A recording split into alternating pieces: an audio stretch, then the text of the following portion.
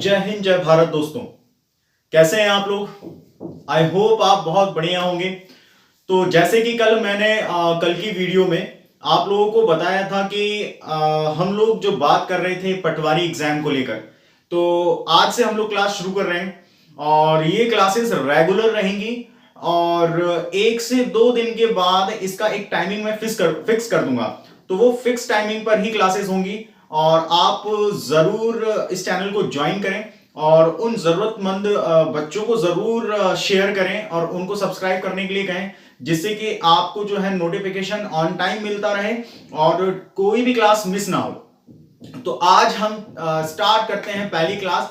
वैसे ये इंट्रोडक्शन भी है, सिलेबस का इंट्रोडक्शन है।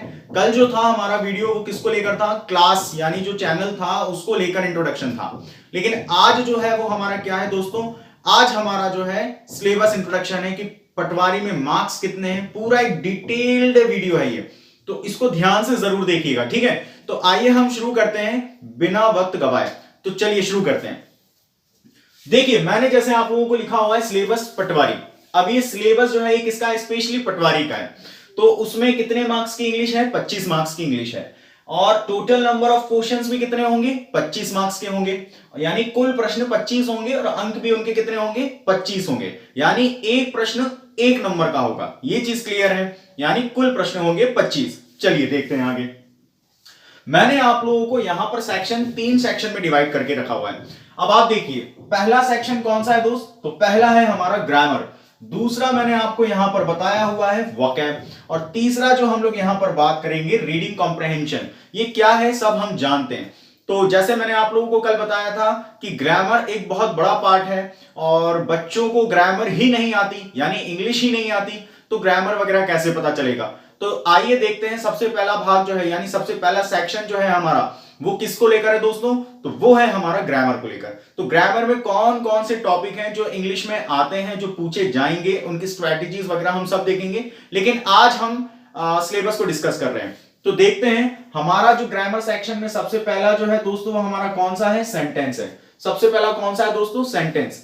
यानी सेंटेंस के बारे में इसमें पढ़ेंगे कि सेंटेंस क्या होता है, वाक्य क्या होते हैं, कितने प्रकार के होते हैं और वाक्यों का वर्गीकरण यानी क्लासिफिकेशन ऑफ सेंटेंस क्या होता है, इन सब के बारे में पढ़ेंगे। और सबसे अहम बात मेरी याद रखिएगा कि हम लोग जो वीडियो बना रहे हैं यानी जो मैं आपके लिए वीडियो ला रहा हूं वो वीडियो जिन बच्चों को कुछ भी नहीं आता है और पटवारी में इंग्लिश को देखते हुए वो काफी ज्यादा डर रहे हैं कि यार किस तरीके से हम लोग जो है इंग्लिश को पढ़ेंगे, कैसे पढ़ेंगे। तो मैं आपको वादा करता हूं दोस्तों कि बिल्कुल बेसिक टू एडवांस चलेंगे। तो मैं बिल्कुल बेसिक से आपको इंग्लिश बताऊंगा, बिल्कुल बेसिक से। तो आपको एक एक चीज समझ में आएगी, किस तरीके से सेंटेंस का फॉर्मेशन करना है, क्या होता है। और काफी ज्यादा मैं ऐसी भाषा का उपयोग करूंगा जो आपको समझ आए, ठीक है? तो पहला जो हमारा सेंटेंस होगा, जो हमारा टॉपिक होगा वो क्या होगा? सेंटेंस होगा। दूसरा टॉपिक दोस्तों यहां पर होगा हमारा टेंस। अब टेंस क्यों? तो टेंस इसीलिए होगा दोस्तों, इसमें मैंने 2 टेंस लिखा हुआ है। एक टेंस में लिखा हुआ है बेसिक और एक टेंस में लिखा हुआ है मैंने रूल। तो एक टेंस है बेसिक और एक टेंस रूल। सर ये क्या तरीका हुआ? तो तरीका कुछ नहीं दोस्तों, क्योंकि मैंने शुरू में ही कह दिया था कि बेसिक से हम लोग एडवांस लेवल पर जाएंगे। तो हम टेंस के उन चीजों को देखेंगे जो उनके बुनियादी अर्थ हैं, जो बेसिक कहते हैं रूल हैं, जिनको हम बेसिकली इस्तेमाल करते हैं वो। और उसके बाद रूल्स में हम चलेंगे तो रूल्स को समझ पाएंगे। तो हम जब तक बेसिक को नहीं समझेंगे तो रूल्स को नहीं समझ पाएंगे। और टेंस सबसे पहले रखने का कारण यह है क्योंकि जो टेंस है हमारा, जो टेंस टॉपिक है वो फाउंडेशन है, पूरी इंग्लिश का फाउंडेशन है। क्योंकि इसमें हम लोग क्या देखेंगे? हम लोग इसमें देखेंगे दोस्तों कि किस तरीके से वाक्य की संरचना यानी how to formation of sentence, हम किस तरीके से वाक्य की संरचना करते हैं, किस तरीके से वाक्य बनाते हैं, उसमें किस किस तरीके की चीजें आती हैं, वो सब हम देखेंगे। उसके बाद हम एडवांस लेवल का यानी रूल्स में देखेंगे टेंस, ठीक है? तो इसीलिए सबसे पहला टॉपिक जो मैंने रखा हुआ है आप लोगों को वो है टेंस। उसके बाद हम लोग देखेंगे वॉइस। ये वॉइस पूरा का पूरा किस पर डिपेंड है दोस्तों? टेंस पर। इसीलिए जस्ट मैंने सेकंड टॉपिक जो रखा हुआ है इसके टेंस के जस्ट बाद वो है कौन सा? वॉइस। वॉइस में आप लोगों ने देखा होगा कुछ इस तरीके से प्रश्न आते हैं जैसे राम ने रावण को मारा या रावण जो है राम जी के द्वारा मारा गया। तो एक ही वाक्य को दो तरीके से लिखने के जो दो तरीके से लिखे जाते हैं। क्यों लिखा जाता है? वॉइस होता क्या है ना? इसको हम देखेंगे। और फिर उसके बाद देखेंगे दोस्तों नरेशन। ये नरेशन क्या है? नरेशन में क्या होता है, एक कहानी जो हम बोलते हैं कहानी की तरह उसको बोल देते हैं, और उसके बाद हमें पता चलता है कि भाई ये इनडायरेक्ट वे में है, ये डायरेक्ट वे में। तो ये इनडायरेक्ट स्पीच और डायरेक्ट स्पीच के वे में हम इसको देखते हैं। इसमें दो स्पीच होते हैं, डायरेक्ट स्पीच और इनडायरेक्ट स्पीच, तो इसमें हम नरेशन में देखते हैं, ठीक है। उसके बाद सब्जेक्ट वर्ब एग्रीमेंट क्या है? ये केवल छोटा छोटा विवरण यानी छोटा छोटा आपको एक्सप्लेनेशन दे रहा हूं, वो इसीलिए दे रहा हूं क्योंकि अभी हमारे पास इतना वक्त नहीं है कि हम पूरा एक लंबा वीडियो बनाएं और एक एक टॉपिक को हम लोग अच्छे से डिस्कस करें। वैसे डिस्कस तो हम करेंगे जब हम टॉपिक शुरुआत उठाएंगे, लेकिन क्या है कि यहां पर अगर हम टॉपिक को एक एक को ऐसे डिटेल्ड में पूरा डिस्कस करने लगे तो फिर इससे अच्छा है कि हम पढ़ ही लें। इसीलिए यहां पर हम लोग देख रहे हैं छोटी छोटी, जिससे आपको समझ में आए। उसके बाद सब्जेक्ट वर्ब एग्रीमेंट होगा। सब्जेक्ट वर्ब एग्रीमेंट कैसा होगा दोस्तों? तो ध्यान रखिएगा, यहां पर होता है सब्जेक्ट और एक होता है वर्ब। इन दोनों के बीच में क्या हो रहा है? एग्रीमेंट हो रहा है, यानी समझौता कि कैसा वर्ब लगेगा अगर कैसा सब्जेक्ट आता है। क्या सिंगुलर सब्जेक्ट आने पर कौन सी हेल्पिंग वर्ब, कौन सी मेन वर्ब और कौन सा प्रोनाउन होगा। अभी तो बहुत से बच्चों को ये चीज क्लियर नहीं होगी कि हेल्पिंग वर्ब कौन सी होती है, मेन वर्ब कौन सी होती है, मतलब कि हेल्पिंग वर्ब है क्या, मेन वर्ब है क्या, प्रोनाउन है क्या, इवन सबसे इंपॉर्टेंट चीज सब्जेक्ट क्या है। ये चीज समझ में नहीं आ रही है, तो इस चीज को हम देखेंगे, इसीलिए मैंने 10 सबसे शुरू में लिख दिया दोस्तों। उसके बाद है कंडीशनल स्टेटमेंट। अब ये कंडीशनल स्टेटमेंट क्या होता है? तो कंडीशनल स्टेटमेंट वो स्टेटमेंट होते हैं जिसमें शर्त या बाशर्ते किसी बात को रखी जाती है। जैसे आपने देखा होगा, आपने सुना होगा कि कोई व्यक्ति, आपका कोई मित्र है, वो कहता है कि यदि वो आएगा तो मैं नहीं आऊंगा। आपने सुना होगा, यदि वो आएगा तो मैं नहीं आऊंगा। तो यदि मतलब एक वाक्य में क्या है? शर्त है, और दूसरे वाक्य में कारण बता रहा है। तो हमेशा ध्यान रखें, ऐसे वाक्यों को कंडीशनल स्टेटमेंट कहते हैं, यानी ऐसी बातें, ऐसे कथन जिसमें शर्त हो या बाशर्त किसी बात को कहा जाए। क्लियर है दोस्तों? और उसके बाद आता है दोस्त मॉडल्स। अब ये क्या मॉडल्स हैं? ये वो मॉडल नहीं है, ये मॉडल्स हैं। ये मॉडल्स होते क्या है वो देखते हैं। मॉडल्स में आप लोगों ने सुना होगा can, could, may, might, shall, should, ये सब क्या होते हैं? हमारे मॉडल्स होते हैं, ठीक है। तो इनको कहां इस्तेमाल करना है, कैसे इस्तेमाल करना है, इसके साथ कौन सी वर्ब आती है, पूरा डिटेल्ड, बिल्कुल बेसिक से एडवांस लेवल पे जाएंगे। क्लियर है? जीरो टू हीरो, इस लेवल पर हम लोग देखेंगे। उसके बाद है नाउन। जी हां, नाउन तो सभी बच्चों ने पढ़ा है, सभी लोगों ने पढ़ा है, लेकिन वहां पर डेफिनेशन नहीं पूछते दोस्तों। वहां पर यह पूछा जाता है कि इसका मस्कुलिन या फेमिनाइन अगर किसी का होता है तो किस तरीके से चेंज होता है। क्या उसका प्लूरल किसी पूरी तरीके से वर्ड को परिवर्तन करके होता है, या केवल और केवल अंत में एस लगाने से होता है। नाउन क्या है ये तो सभी को पता है, a name of place, person और थिंग, इस तरीके की चीजें जो है वो नाउन कहलाती हैं। लेकिन दोस्तों हमें परिभाषा नहीं रटनी है, मैं आपको हर चीज बताऊंगा, लेकिन जो सबसे अहम है हमारे पटवारी एग्जाम के लिए या एग्जाम ओरिएंटेड जो है वो हम लोग देखेंगे। तो नाउन भी काफी बड़ा चैप्टर है, और एक एक चीज देखेंगे, एक एक चीज को टच करेंगे, जिससे कि परीक्षा में यदि कहीं से भी पूछ लेता है तो जरूर हम उसे सॉल्व कर सकें। ठीक है दोस्तों? उसके बाद हम देखेंगे कौन सा? नाउन। अब ये नाउन, उसके बाद सॉरी प्रोनाउन। अब ये प्रोनाउन टॉपिक क्या है? तो प्रोनाउन यानी हिंदी में से सर्वनाम कहते हैं। अब ये सर्वनाम क्या होता है? जो संज्ञा के स्थान पर लगता है। लेकिन दोस्तों मैं हिंदी में क्यों करके नहीं बोल रहा हूं, उसका अनुवाद करके क्यों नहीं बता रहा हूं? कारण ये है कि अगर मैं इसका अनुवाद करूंगा तो हम अंग्रेजी कब पढ़ेंगे, है ना। तो वैसे नाउन हो गया, प्रोनाउन हो गया। प्रोनाउन यानी हिंदी में जिसे आप सर्वनाम कहते हैं, ऐसे शब्द जो संज्ञा के स्थान पर उपयोग किए जाते हैं। A word which is used instead of noun that is called a pronoun. ठीक है, तो हम इंग्लिश कम भाषा में उस भाषा को इस्तेमाल जो है बहुत कम करेंगे। मैं ऐसी भाषा का इस्तेमाल करूंगा जो आपको ज्यादा समझ में आए, क्योंकि मुझे समझाना है आपको। यहां पर मुझे लेक्चर्स नहीं देने, और मुझे क्या करना है? आप लोगों को समझाना है। इस वजह से हम लोग क्या देखेंगे कि नाउन क्या है, प्रोनाउन क्या है, इसके बेसिक मीन क्या है, ये चीजें। जो भी आपको भाषा अगर प्रेफर लगती है, आप उसको प्रेफर करते हैं, तो ध्यान रखें, आप मुझे कमेंट बॉक्स पर लिख कर बताएं कि सर आप बाइलिंगुअल पढ़ाएं, हिंदी में पढ़ाएं या इंग्लिश में पढ़ाएं। जो भी आपको लगता है वैसे मुझे बताइएगा। उसके बाद है दोस्त आर्टिकल। आर्टिकल क्या होते हैं? तो ए एंड द, आपने वाक्य में बहुत बार और कई बार देखा होगा ए एंड द। ये ए एंड द है क्या?